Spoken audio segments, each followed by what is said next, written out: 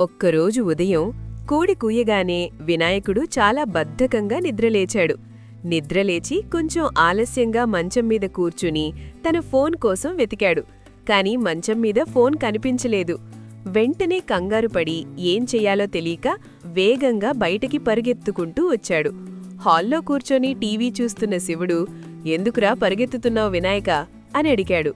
ఏమి చెప్పాలో తెలియని వినాయకుడు, "ఏమీ లేదు నాన్నా" అని మెల్లగా అక్కడ్నుంచి వెళ్ళిపోయాడు. తర్వాత కిచెన్లో ఉన్న అమ్మ పార్వతీదేవి దగ్గరికి వెళ్ళాడు. "అమ్మా, నా ఫోన్ కనిపించడం లేదు. నేను రాత్రి మంచం మీద పెట్టాను, కానీ ఇప్పుడు కనిపించడం లేదు" అని చెప్పాడు. అది విన్న పార్వతీదేవి నవ్వుతూ, "హాల్లో టీవీ టేబుల్ దగ్గరే చూడు, అక్కడే ఉంది" అని చెప్పింది. వెంటనే వినాయకులు హాల్కి వెళ్ళి టీవీ టేబుల్ డ్రాయర్ ఓపెన్ చేసి ఫోన్ తీసుకున్నాడు. కానీ చూస్తే ఫోన్ డిస్ప్లే పగిలిపోయింది.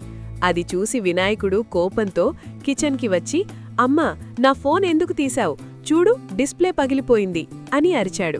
అది విన్న పార్వతీదేవి కోపంతో, "నేన్ తీసలేదురా, నువ్వే రాత్రి మొత్తం ఫోన్ చూస్తూ నిద్రపోయావు. నిద్రలో కింద పడిపోయింది" అని చెప్పింది. "అయినా నువ్వు నిద్రపోతే ఎలా పడుకుంటావో నీకే తెలీదురా, రకరకాలుగా తిరుగుతూ పడుకుంటావు. నువ్వెందుకురా రాత్రంతా ఫోన్ పక్కన పెట్టుకుని పడుకుంటావు" అని చెప్పింది. అప్పుడే శివుడు కూడా అక్కడికి వచ్చి సీరియస్గా, "నేను కష్టపడి రూపాయి వేసి కొన్న ఫోన్ ఇది, డబ్బు విలువ తెలుసుకోవాలిరా" అని అన్నాడు. అది విన్న వినాయకుడు చాలా భయపడ్డాడు.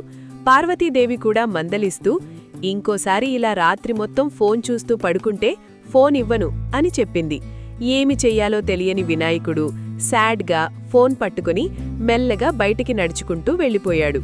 మా వీడియోలు నచ్చితే, ఇలాంటి వీడియోలు ఇంకా కావాలంటే యూకే క్రియేషన్స్ని ఇప్పుడే సబ్స్క్రైబ్ చేసుకోండి.